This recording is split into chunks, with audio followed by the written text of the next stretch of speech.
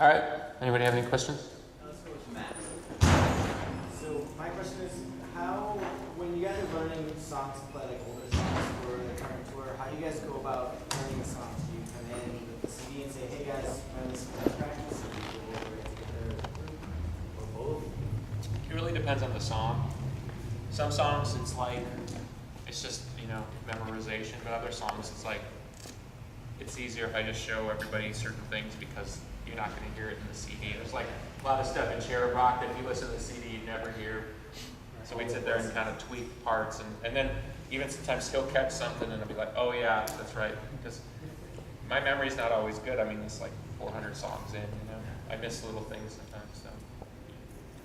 Plus, then sometimes my memory is more the live version that evolved out of the studio version. So it doesn't necessarily, they can learn the CD, but it doesn't do any good. And sometimes you even said to Mike, go and look at a YouTube clip from this year, because there's a certain type of arrangement. And then try to, it's like, instead of learn the studio version, then learn the live version. It's better just learn the live version with that arrangement, and then we morph off the live version. Yeah. It's hard to explain. It's really a case-by-case basis. The Evo and Tonight that you were doing this year, how did that, instead of the keyboards, how did that go? We'd actually talked about that a long time ago. I think, for years, and even when James was in the band, we'd just kind of do the two-guitar version if somebody wasn't playing keys. And we pretty much didn't want an extra person on tour anymore. We thought just the 4 people is best. So with a song like that, I think it really benefits from having the melody back in because it's sort of an essential part of the song. So, well, we're capable maybe of playing with more range than the old band. So in that way, we probably have more possibility in certain ways. Plus, Nicole sings very well live, and Mike sings, so it's at a lot of different dimensionality. So we actually have to approach every song almost from a new point of view, and don't always assume that just because it worked this year at this time in this way it means. In fact, we played stuff that used to go over great. I go look at the crowd and they're just dead, and then we'll play stuff that didn't used to work and it works for this generation. So it's really a case by case basis. So I have a question about the book, Billy. One, how's it going?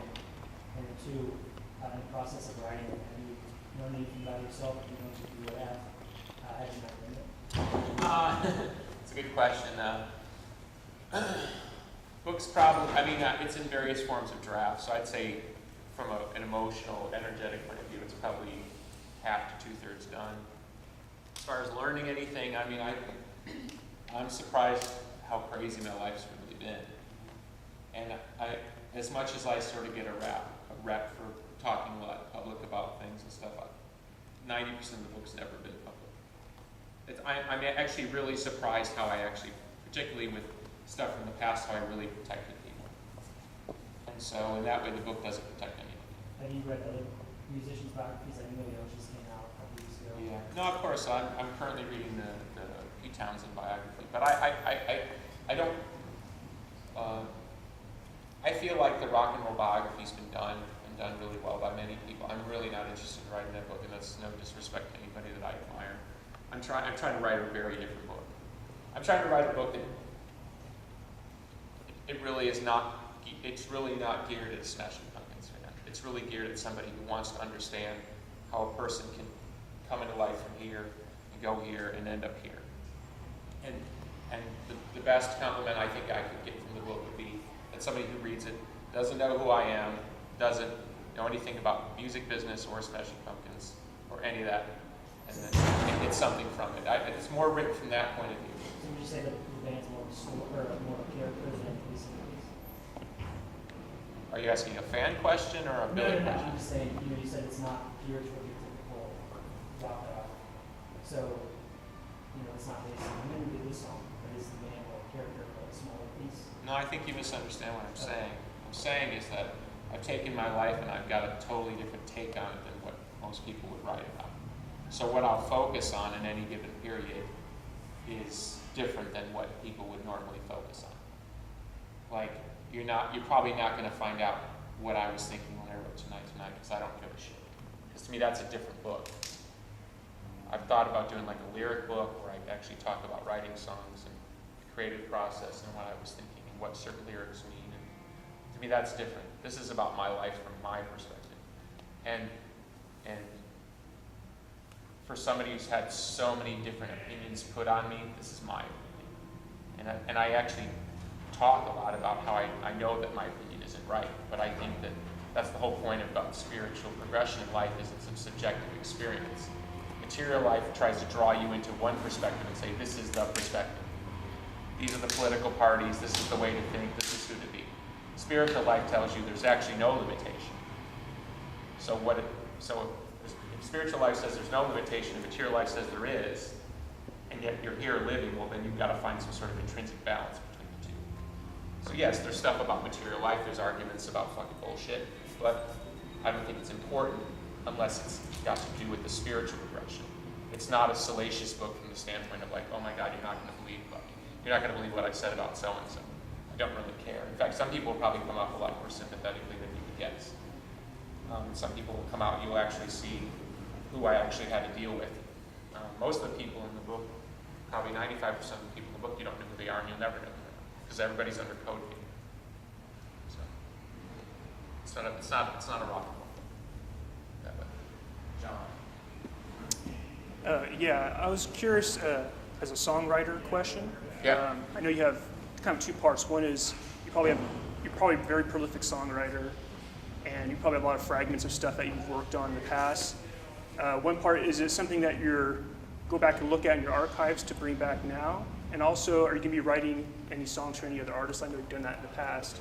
Or are you just focused mainly on Pumpkin's material? I'm not really interested in fragments of music from the past. To me, there's reasons that song ideas don't catch.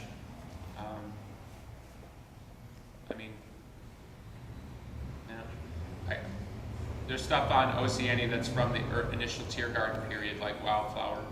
But as far as anything pre-2009, not interested. And I come across ideas all the time in searching the archives for the reissues. Some actually really good ideas, but to me they're not relevant. As far as writing songs for other people, I still do that, still work with other people, but I think I'm more in the business now of teaching people how to write songs. I'm more interested in that. It's more lucrative to write songs for other people, but I don't know. I think most people come to me because they want to learn how to write songs, not because they necessarily want me to write them a song. Any collaborations you can talk about, or? I really don't collaborate with many artists. Some artists reach out to me through private channels and ask for help.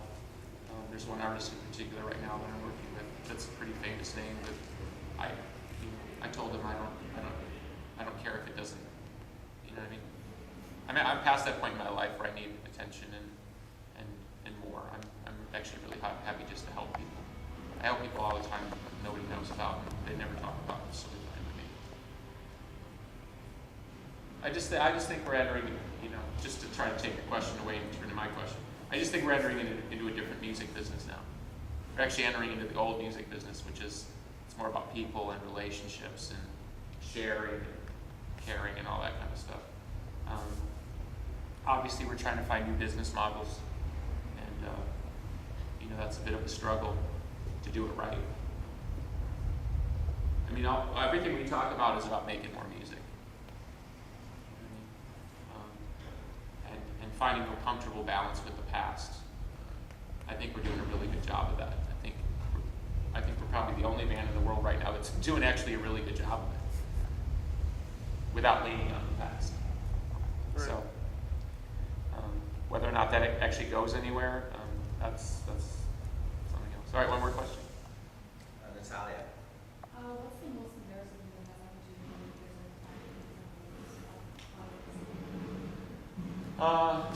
You got anything? Usually embarrassing stuff has more to do with technical equipment failure when you're up in front of playing, all of a sudden your stuff doesn't work. It's usually pretty dumb. That can be the most difficult and frustrating. That's the worst when it's just out of your control. Yeah. You did have a piece of drumstick stick in his face the other day.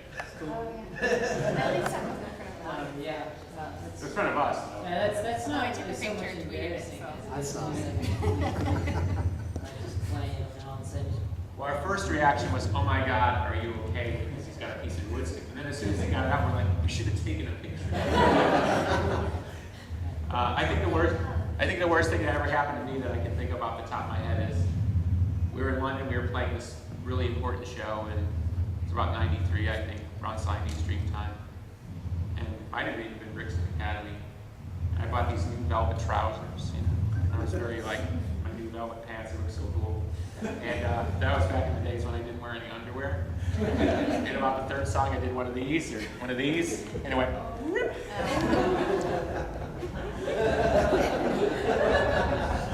Okay. And I mean, I caught it pretty fast, because I felt that feeling of like the, and then there was a sudden rush of cold air. So I literally spent the rest of the show, like, I had to kind of do one of these, you know?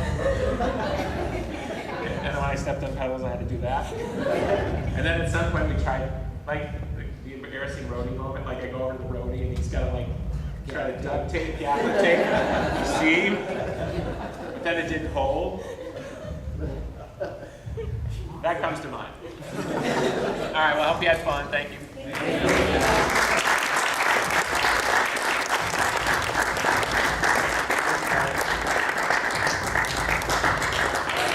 Stay right here.